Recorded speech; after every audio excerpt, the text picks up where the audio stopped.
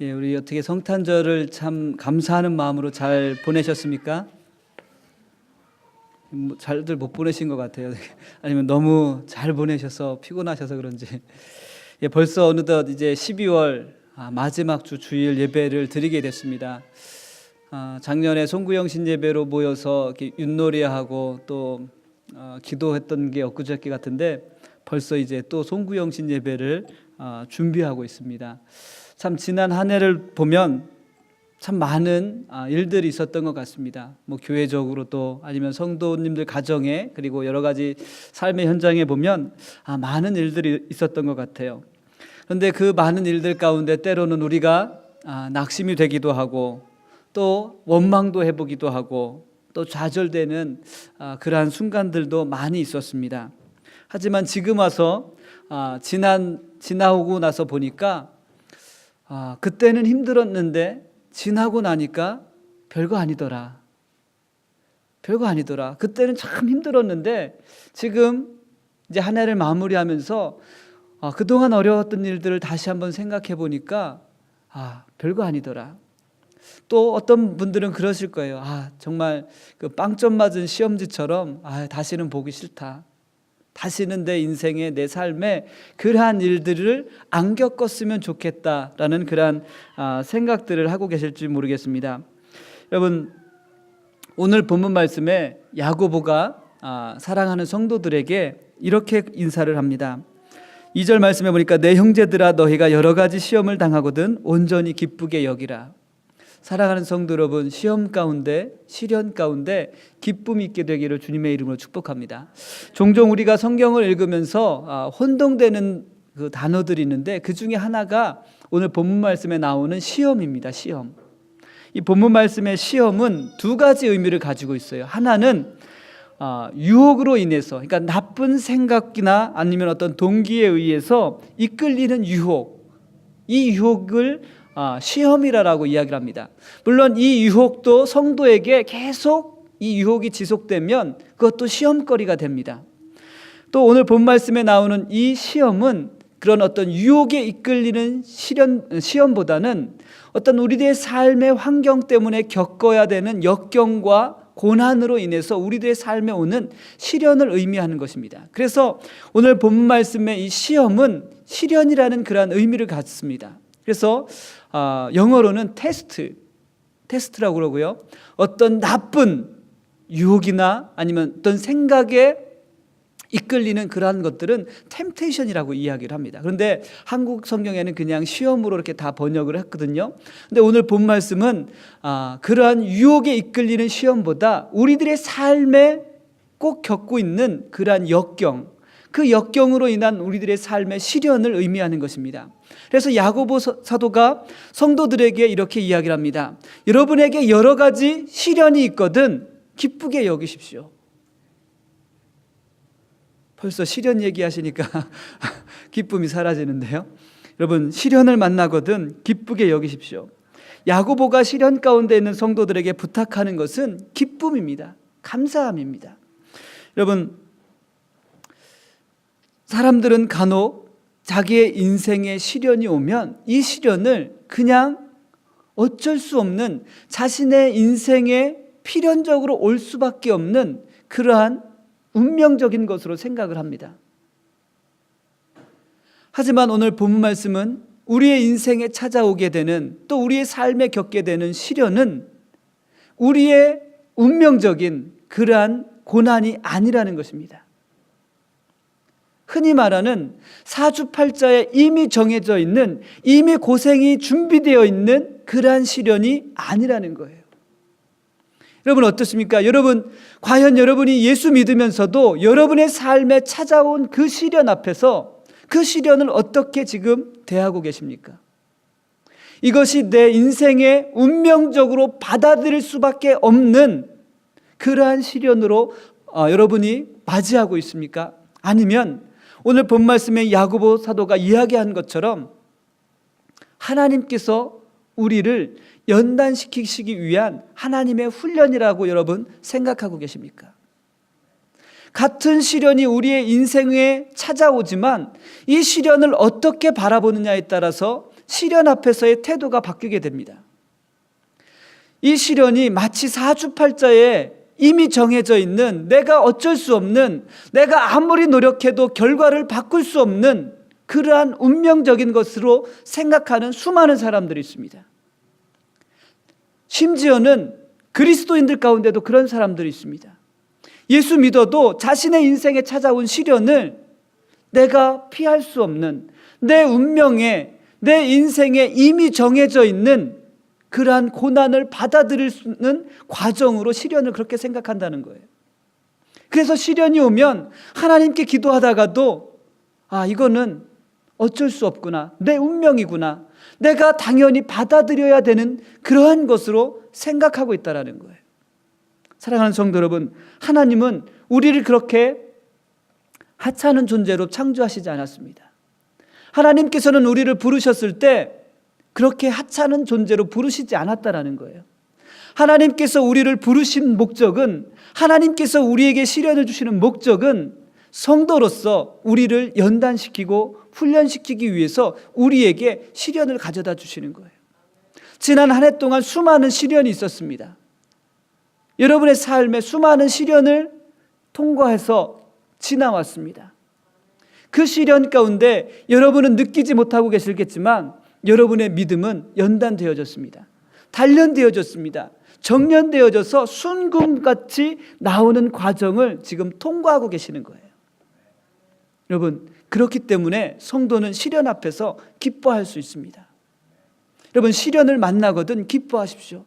내가 더 가치 있는 존재가 되겠구나. 내가 하나님 앞에 더욱더 귀한 가치를 가진, 그러한 믿음을 가진 성도가 되겠구나라는 그러한 믿음의 안목이 저와 여러분 가운데 있기를 주님의 이름으로 축복합니다. 여러분, 시련은 하나님께서 하나님의 백성을 연단하시는 방법이기 때문에 시련 가운데서 기뻐할 수 있습니다. 하나님은 시련을 통해서 지난 한 해 동안 우리를 엄청나게 연단시키셨어요. 훈련시키셨어요. 그리고 내년에도 그렇게 하실 것입니다. 벌써 내년이 시작하기도 전에 어려운 얘기를 꺼내서 죄송합니다만 하나님의 연단은 준비되어 있습니다. 하나님의 시련은 준비되어 있습니다. 하지만 그 시련 앞에 우리가 기쁨으로 맞이할 수 있는 믿음의 준비가 되어 있기를 주님의 이름으로 축복합니다. 여러분, 하나님께서는 결코 절대로 우리가 감당하지 못할 시련을 주시는 분이 아닙니다. 고린도전서 10장 13절 말씀에 사람이 감당할 시험밖에는 하나님이 주시지 않는다라고 말씀하고 있습니다. 그리고 하나님은 좋으셔서 우리가 감당할 수 있는 시험만 주신대요. 그리고 그 시험 가운데 피할 길까지 이미 다 예비해 놓으셨습니다. 그래서 우리가 시련을 만나도 기뻐할 수 있는 거예요. 왜요? 피할 길이 있기 때문에. 피할 길이 하나님께서 예비해 놓으셨기 때문에 시련이 와도 기쁜 거예요. 이미 준비가 되어 있기 때문에 기쁜 거예요. 사랑하는 성도 여러분, 지난 한 해 동안 여러분 어떻게 시련을 이기셨습니까? 기도하는 가운데, 또 말씀을 보고 또 말씀을 순종하는 가운데 하나님의 약속을 붙들고 시련의 긴 터널을 지나오셨습니다. 여러분, 이 시련의 긴 터널을 지나온 뒤에 여러분 스스로가 느껴지시는 것들이 있으십니까? 시련을 이기기 위해서 노력했던 여러분의 모습을 보면서 여러분 스스로가 점점 단련되어지고 또 스스로 여러분이 성장했다는 것을 느끼실 수 있습니까? 오늘 이 시간 여러분에게 그러한 믿음의 시간이 되기를 주님의 이름으로 축복합니다. 지난 한 해를 돌아보며 하나님께서 나를 이렇게 연단시키셨구나, 내가 이렇게 나의 믿음이 성장했구나라는 것들을 깨닫게 되기를 주님의 이름으로 축복합니다. 여러분이 지난 1년 동안 지나온 이 시련의 과정 속에서 여러분이 정말로 새카맣게 까마득하게 잊고 있었던 사실이 하나 있습니다. 하나님께서 여러분을 연단시키셨다라는 거예요. 우리는 그 시련이 너무나 힘들어서 이것이 하나님께서 나를 연단시키고 계시는구나라는 그 연단의 과정인 것을 모르고 그 시련을 통과해서 나왔는데, 지금 돌아보니까 하나님의 계획이었다라는 거예요. 하나님께서 여러분 한 사람 한 사람을 훈련시키시고 여러분을 강하게 그리고 거룩하게 여러분을 훈련시키셨던 그러한 과정이었습니다.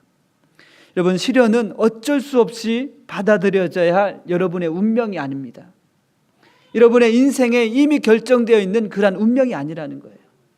여러분, 시련은 하나님께서 여러분을 거룩하게 연단시키는 하나님의 위대한 계획입니다. 여러분, 시련에 대한 안목이 바뀌어지기를 주님의 이름으로 축복합니다.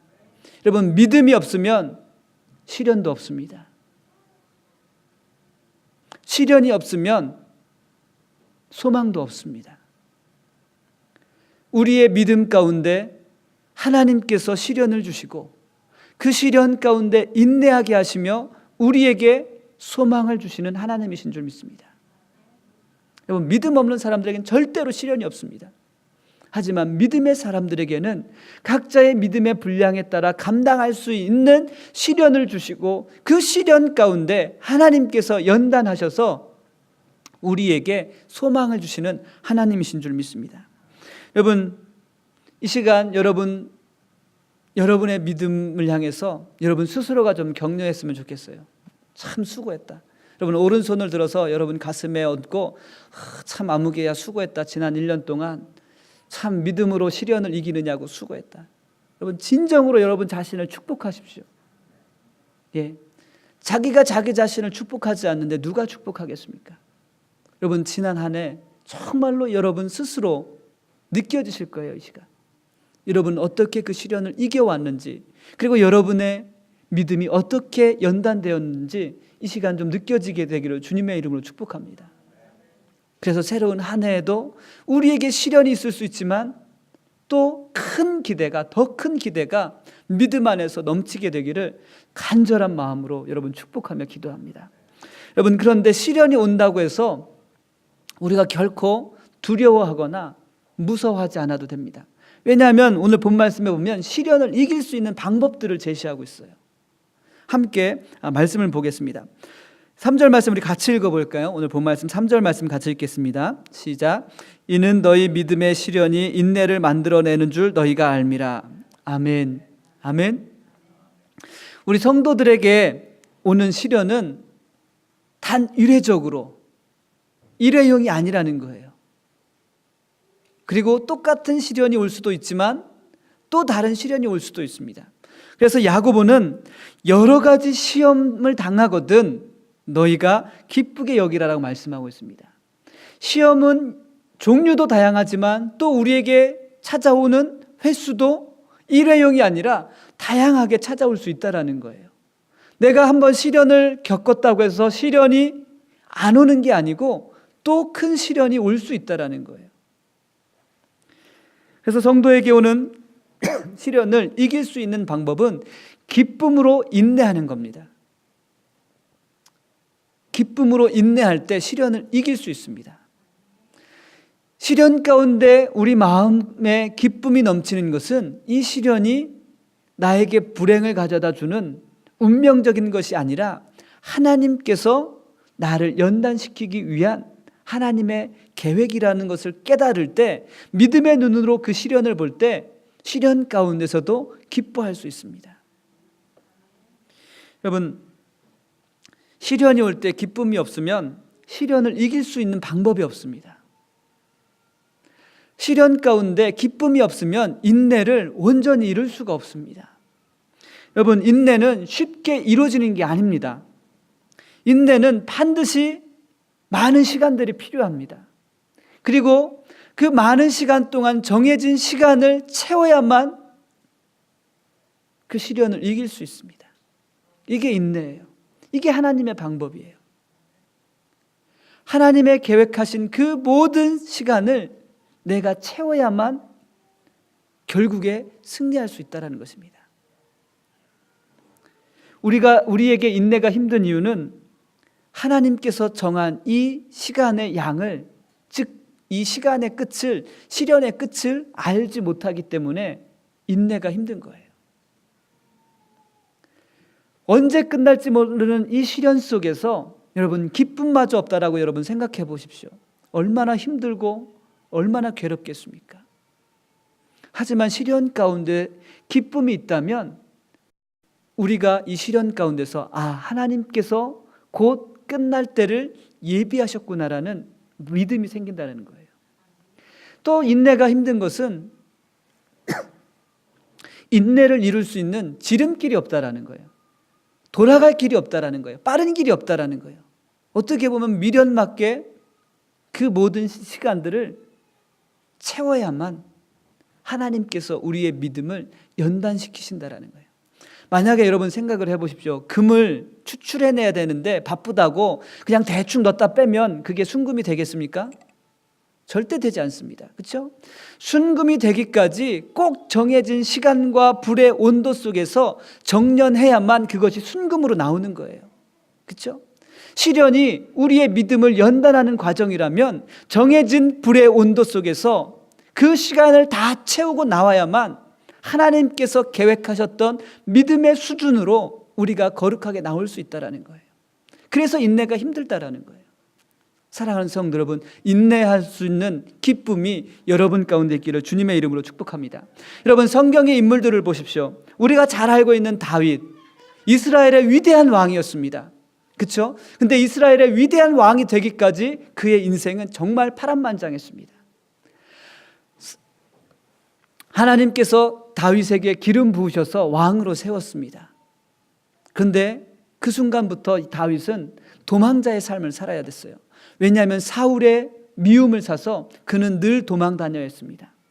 늘 도망 다니는 다윗에게 그에게 이것이 언제 끝날 거라는 끝나는 그 시점을 다윗이 알았습니까? 알고 도망 다녔습니까? 아니죠. 모르는 채 그냥 언제 끝날지도 모르는 채 늘 도망 다니기만 했습니다. 왕이 되었습니다. 이제는 더 이상 자신의 삶 가운데 두 번 다시 도망하는 삶은 안 살겠다라는 그러한 마음이 왜 없었겠습니까? 하지만 아들 압살롬이 반란을 일으켰을 때 그는 또다시 도망자의 신세가 되었습니다. 궁궐을 버리고 광야의 삶을 살게 되었습니다. 아마 그의 인생에 두 번 다시는 겪고 싶지 않았던 그러한 힘든 순간들이었을 거예요. 그것도 다른 사람이 아닌 아들에 의해서 자신의 생명을 구하기 위해서, 연연하기 위해서 광야로 도망하는 그 다윗의 모습을 여러분 한번 생각해 보십시오. 그의 인생에 계속해서 다가오는 그 시련 가운데 다윗은 기다렸다라는 거예요. 사랑하는 성도 여러분, 기쁨으로 인내할 수 있는 귀한 믿음의 성도가 되시기를 주님의 이름으로 축복합니다. 바울도 로마서 5장 2절 말씀에 보면 환난 가운데 즐거움으로 인내하라고 말씀하고 있습니다. 환난 가운데 즐거움으로 인내하면 인내는 연단은 소망을 이룬다라고 말씀하셨습니다. 사랑하는 성도 여러분, 환난 가운데 시련 가운데 즐거움으로 기쁨으로 인내하십시오. 연단을 이루시고 또 소망을 이루실 하나님의 놀라운 능력이 여러분과 함께 하실 줄 믿습니다. 여러분, 그래서 이 야고보는 여러 가지 시련이 오거든, 여러 가지 시험이 오거든 온전히 기쁘게 여기라는 거예요. 여러 가지 시련이 온다라는 것은 반대로 여러 가지 소망이 있다라는 거예요. 여러분에게 시련이 또 오면 여러분의 마음 가운데 소망이 또 있다라는 거예요. 하나님께서 주시는 소망. 여러분, 새로운 한 해를 준비하고 있는데 여러분 마음 가운데 이러한 믿음의 소망이 넘쳐나게 되기를 주님의 이름으로 축복합니다. 시련을 이기는 두 번째 방법은 지혜입니다. 지혜. 시련 가운데 있는 성도들이 시련을 이길 수 있는 방법은 지혜가 있어야 됩니다. 야고보는 이미 성도들에게 시련은 우연한 사건이 아니라 지속적으로 여러 가지 시험이 온다고 말씀하였습니다. 그렇다면 성도는 자신의 삶에 실제적으로 겪게 될 그 시련 가운데 그 시련을 바라볼 수 있는 안목과 그 시련에 실제적으로 대처할 수 있는 방법이 있어야 됩니다. 그 방법을 찾는 것이 지혜입니다. 지혜. 하지만 우리는 지혜가 부족하여서 시련이 오면 시련 앞에서 어떻게 대처해야 될지 알지 못합니다. 그래서 야고보는 시련을 이길 수 있는 지혜가 부족하다는 것을 느끼면 하나님께 지혜를 구하라라고 그렇게 말씀하고 있습니다. 그래서 오늘 본 말씀 5절 말씀입니다. 너희 중에 누구든지 지혜가 부족하거든 모든 사람에게 후히 주시고 꾸짖지 아니하시는 하나님께 구하라. 그리하면 주시리라. 아멘. 예. 하나님은 성도들에게 시련을 이길 수 있는 지혜를 주시는 분입니다. 야고보가 얼마나 이 사실을 강조하는지 5절 말씀에 주신다는 단어가 2번 반복됩니다. 한번 보십시오. 너희 중에 누구든지 지혜가 부족하거든 모든 사람들에게 후히 주시고 꾸짖지 아니하시며 하나님께 구하라. 그리하면 주시리라. 주시고 주시겠다라는 거예요. 하나님의 확실한 약속입니다. 줄게 준다니까, 구하라니까 하나님께서 우리에게 말씀하십니다. 사랑하는 성도 여러분, 그렇다면 우리가 시련 가운데 하나님께 어떤 기도를 해야 될지 알겠죠? 하나님, 내가 이 시련을 대처할 수 있는 지혜를 주십시오. 우리가 지금은 이 시련을 다 알 수 없지만 이 시련을 바라볼 수 있는 믿음의 눈을 열어달라고 기도할 수 있는 믿음의 성도가 되시기를 주님의 이름으로 축복합니다. 여러분, 욥은 알 수 없는 고난을 당하였습니다. 그렇죠? 욥기서 전체를 보면 욥의 고난 당하는 거예요. 그리고 친구들이 와서 깐족대는 거예요. 근데 욥기서 28장 12절 말씀에 욥이 이렇게 고백을 합니다. 지혜는 어디서 얻으며 명철이 있는 곳이 어디 있는가? 고난 당하는 욥이 이 고난을 이길 수 있는 방법과 지혜를 찾아야 되는데 그 지혜가 어디 있냐는 거예요. 명철이 어디 있냐는 거예요. 여러분, 지혜가 어디에 있습니까? 하나님께 있습니다. 잠언 1장 7절 말씀입니다. 여호와를 경외하는 것이 지식의 근본이라고 말씀하고 있습니다. 잠언 9장 10절 말씀에 여호와를 경외하는 것이 지혜의 근본이라고 말씀하고 있습니다. 지혜와 지식은 태어날 때부터 가지고 나오는 것이 아니라 하나님께 구할 때 하나님께서 우리에게 주시는 선물입니다. 아멘. 우리가 아무리 똑똑해도 하나님을 따라갈 수 없습니다. 그렇죠? 여러분이 태어날 때부터 IQ가 200이더라도 시련 앞에 장사 없습니다. 그 시련을 이길 수 있는 지혜를 찾을 수 없다라는 거예요. 하지만 지혜로운 자는 시련 가운데 하나님을 경외합니다. 더 경외합니다. 그리고 하나님께 지혜를 구합니다. 여러분, 욥의 삶을 보십시오. 그가 고난 당할 때 하나님을 외면했습니까? 우리에게 시련이 오면 우리는 처음에는 기도하는 것 같다가 다시 인간의 방법을 강구합니다. 인간의 방법을 찾습니다. 하지만 욥은 끝까지 하나님의 지혜를 구합니다. 인내합니다. 사랑하는 성도 여러분, 여러분에게 이러한 믿음의 길을 주님의 이름으로 축복합니다. 잠언 2장 6절 말씀입니다. 대저 여호와는 지혜를 주시며 지식과 명철을 그 입에서 내신다라고 말씀하고 있습니다. 지혜와 명철이 하나님께 있습니다. 하나님께서 말씀하십니다. 우리에게 지혜를 주십니다. 시련을 바라볼 수 있는 통찰력을 우리에게 주시는 분이 하나님이신 줄 믿습니다. 우리는 시련 속에 기도할 때 처음에는 이렇게 기도합니다. 하나님께서 주실 거야. 하나님께서 주실 거야. 근데 조금 지나면 하나님께서 주실 수도 있겠다. 하나님께서 주실 수도 있겠다. 마음에 의심이 생깁니다. 또 나중에는 주시기나 하겠나? 주시기나 하겠나? 확신이 없어요. 믿음이 없어요. 그렇죠? 하지만 하나님은 우리에게 확실히 주신다고 약속하셨습니다. 후히 주시고 꾸짖지 아니하시는 하나님께 구하라. 주시리라. 사람은 상황이나 조건에 따라서 줄 수도 있고 안 줄 수도 있습니다. 그렇죠? 여러분이 저에게 돈을 빌려줬는데 제가 여러분에게 돈을 다시 돌려준다는 보장이 어디 있습니까? 저도 보장 못해요. 그러니까 저한테 돈 빌려주시지 마세요.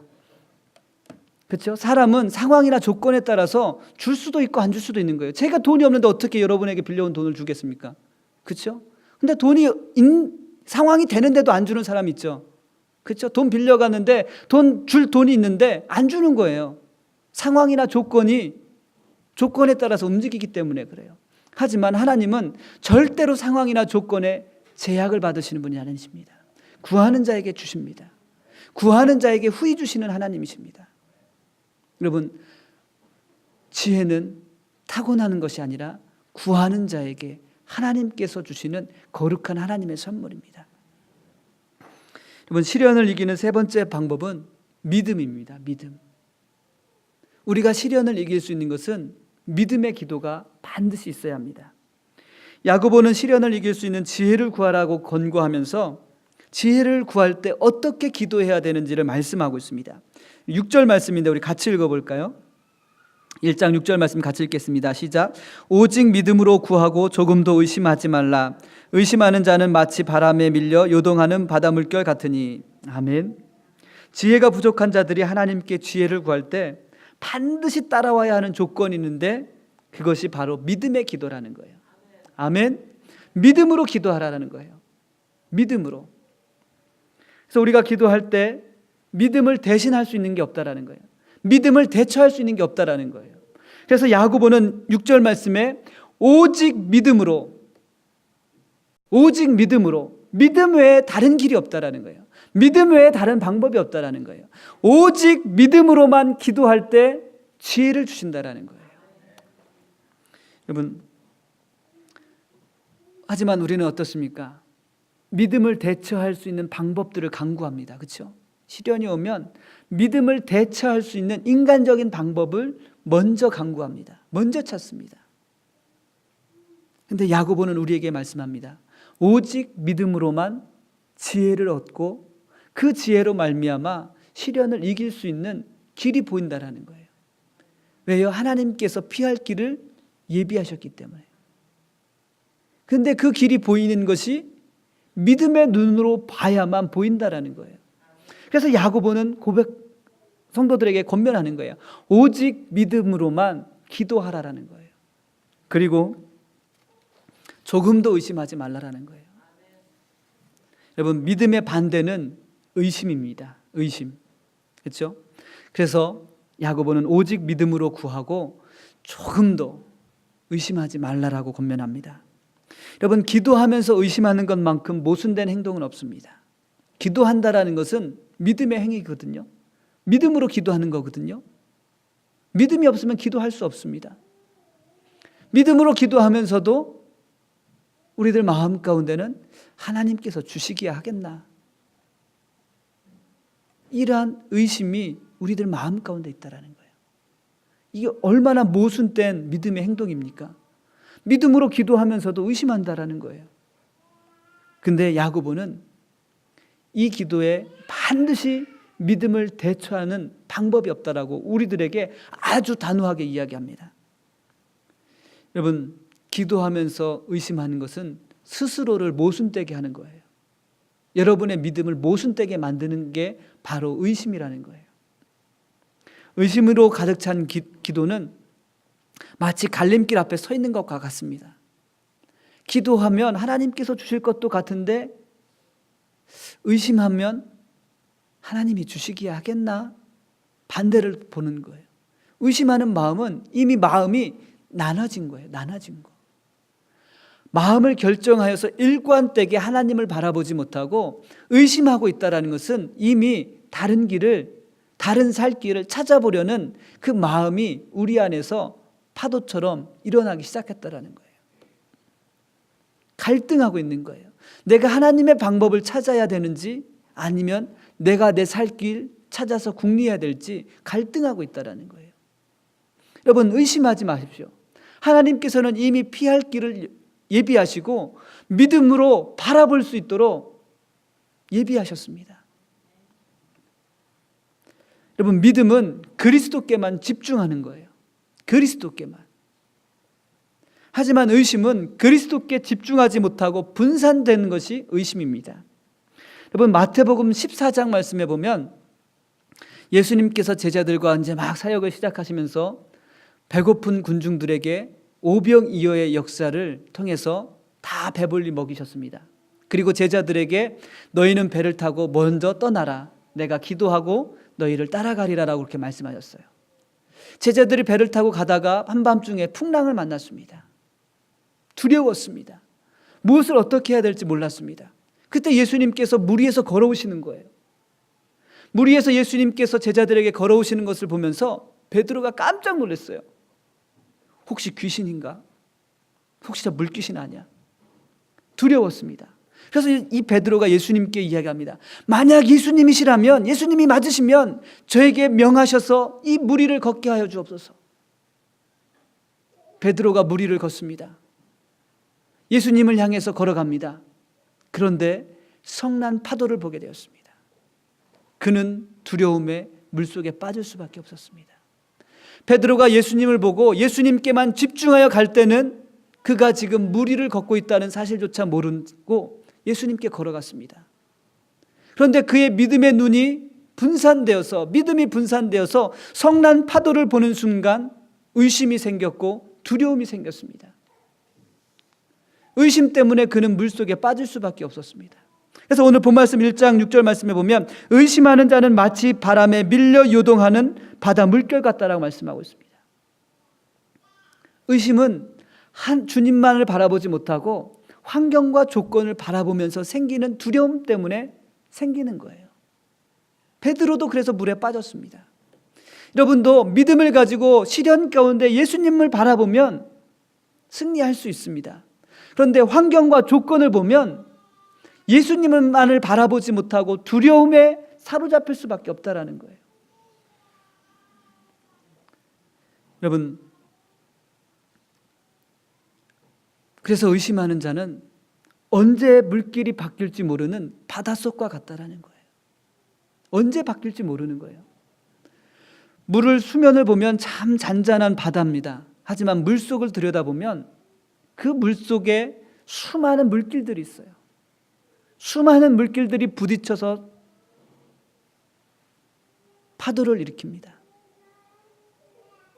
처음에는 괜찮은 조건을 바라봤지만, 괜찮은 조건을 선택했지만 그 선택한 조건을 따라 들어가면 들어갈수록 길이 보이지 않는다라는 거예요. 헤어나올 곳이 없다라는 거예요.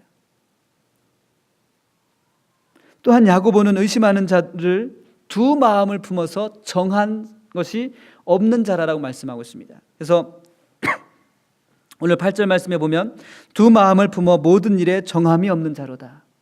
의심하는 자, 마음이 나눠진 자,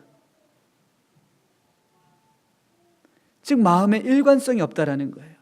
일관성이 없어서 마음이 하나님께로 향하지 못하고 하나님께로 세워지지 못한 마음을 의심한 것이라고 말씀하고 있습니다. 쉽게 마음이 변하는 것입니다. 잠시 하나님을 믿고 열심히 기도하다가도 인간적인 방법을 간구하는 두 마음을 품은 자, 마음 한 구석에는 하나님을 향한 마음이 있지만 다른 한 구석에는 인간적인 방법을 간구하는 그 마음을, 두 마음을 품은 자들아, 정하지 못한 자들아, 정결하지 못한 자들이라고 야고보가 지금 책망하고 있다는 것입니다. 아무리 후히 주시는 하나님이시더라도 두 마음을 품은 자들에게는 하나님께서 주시지 않습니다. 절대 주시지 않습니다. 사랑하는 성도 여러분, 여러분의 마음을 정하십시오. 여러분의 마음을 믿음으로 일관되게 하나님만을 바라보십시오. 시련 가운데 이길 수 있는 지혜를 주실 줄 믿습니다. 조금 더 의심하지 마십시오. 믿음으로 하나님께 간구하는 귀한 믿음의 성도가 되시기를 주님의 이름으로 축복합니다. 여러분, 시련 가운데 바람에 밀려 요동하는 파도처럼 위태한 그러한 인생이 아니라 오히려 시련 가운데 우리의 마음을 믿음으로 일관되게 하나님만을 바라볼 수 있는 믿음의 성도가 되시기를 주님의 이름으로 축복합니다. 시련이 오면 더욱더 믿음으로 기도하십시오. 시련이 오면 더욱더 믿음으로 기도하십시오. 여러분, 지금 우리에게는 그 어느 때보다 이 믿음의 기도가 필요한 때입니다. 지금 내 집에 불이 났는데 마치 옆집에 불 난 것처럼 방관하고 앉아있는 사람들이 있다는 거예요. 지금 내가 믿음으로 기도해야 할 때인데 하나님께서 믿음으로 기도하라고 사인을 보내시는데 우리는 의심하고 방관하고 앉아서 어떻게 되겠지? 어떻게 되겠지? 이러고 있다라는 거예요. 사랑하는 성도 여러분, 어떻게 되겠지? 모든 것을 포기하거나 낙관하지 마십시오. 믿음으로 기도하십시오. 후히 주시고 꾸짖지 아니하시는 하나님께서 주실 줄 믿습니다.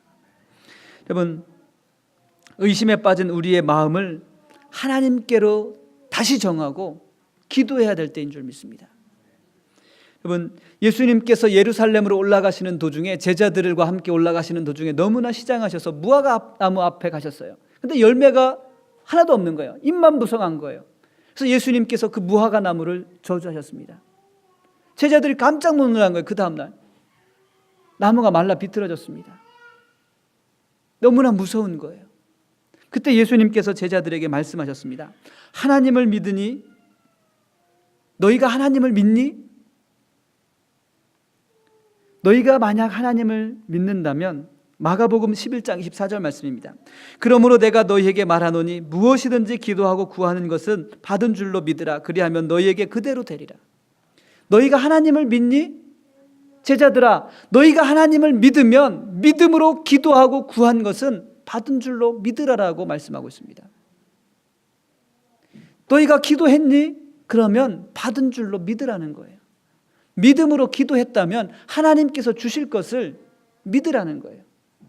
믿음으로 기도해놓고 받을 것은 기대하지 않습니다. 제자들의 모습이었고 우리들의 모습이었습니다. 그냥 어떻게 되겠지 포기하거나 낙관적으로 그냥 모든 것을 그냥 내버려 두었습니다. 하지만 하나님께서 우리에게 말씀하시는 것은 믿음으로 기도하라는 거예요.